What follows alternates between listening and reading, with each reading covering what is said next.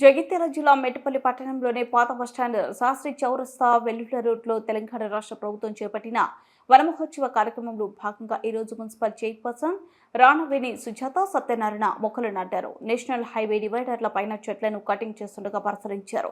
అనంతరం చైర్పర్సన్ రణవేణి సుజాత మాట్లాడుతూ ప్రతి ఒక్కరూ ఇంటి వద్ద ఖాళీగా ఉన్న స్థలంలో మొక్కలు నాటాలని, అరపేట శివారులో రోడ్డుకు ఇరువైపులా 100 మొక్కలను నాటుతున్నామని తెలిపారు. మెట్టపల్లి మున్సిపాలిటీని పచ్చదనంగా తీర్చిదిద్దుతామని తెలిపారు.